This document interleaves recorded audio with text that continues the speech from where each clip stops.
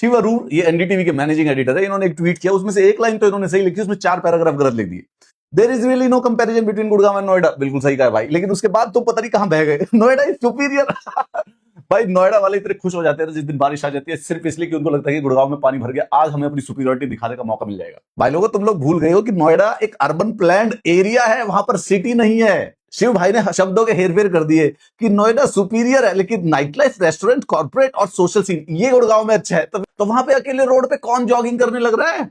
बात यह है कि गुड़गांव में केयोटिक है, बाढ़ भी आ रखी और थोड़ा सा ओवर प्राइस्ड भी है, लेकिन उसके बावजूद भी जो साइबर हब है और ऑप्टिमिज्म है, उससे हमने सब कुछ होल्ड करके रखा हुआ है और लोग रहना यहीं चाहते हैं। नोएडा में अगर रहना चाहते होते तो ये सुपीरियर कहने की जरूरत नहीं पड़ती। नोएडा और गुड़गांव के कंपैरिजन में आपने नोटिस किया होगा कि गुड़गांव वालों ने आज तक ध्यान ही नहीं दिया है नोएडा के ऊपर, लेकिन नोएडा वाले हर बारिश के ऊपर बताने की कोशिश करते हैं कि भैया हमने बहुत अच्छा इंफ्रास्ट्रक्चर बना रखा है, ऑटो कैड से तुम्हारी सिटी बनाई है, और उसके बाद सिटी में स्पिरिट डालना भूल गए हो। नोएडा में रोड बहुत चौड़ी है, लेकिन घर से निकलने के कोई रीजन नहीं है, वो सारे के सारे गुड़गांव के अंदर है।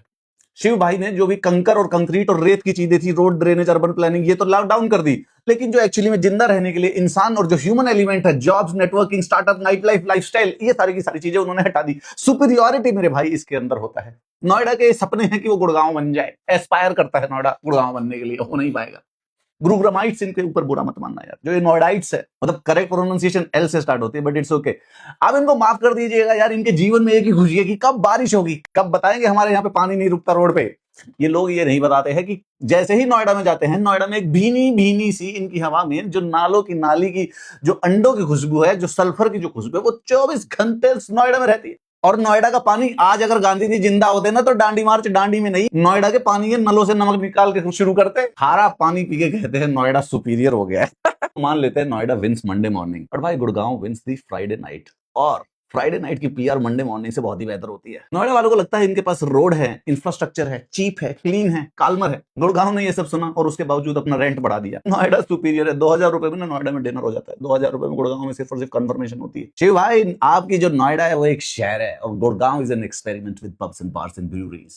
और ये बात सही है कि नोएडा में थोड़ी सी लाइफ जो है वो कंफर्टेबल है, बट गुड़गांव इज सुपीरियर क्योंकि यहाँ पे कंफर्ट बोरिंग है। शिव भाई की एक ट्वीट सीरीज आती थी जिसमें वो मीडियोकर फूड के बारे में लिखते थे, और सही लिखते थे, कई बार सटीक। पोहा क्या मीडियोकर फूड है भाई, बिल्कुल सही बोल रहे थे एक दिन। बट यहाँ आपने बिल्कुल सही बोला, there is no comparison between Gurgaon and Noida. Yes, और सुनो, मानसून खत्म हो गए हैं, अब अगले मानसून का वेट करना इसी ट्वीट को करने के लिए, क्योंकि ये 4 चौड़ी रोडे दिखाने के अलावा क्या ही है नोएडा के पास। कभी आओ गुड़गांव, या तो लोग यहाँ पे रह जाते हैं या फिर यहाँ से जिंदा वापस नहीं देने जाता। इन 1 way or the other the person stays in Gurgaon.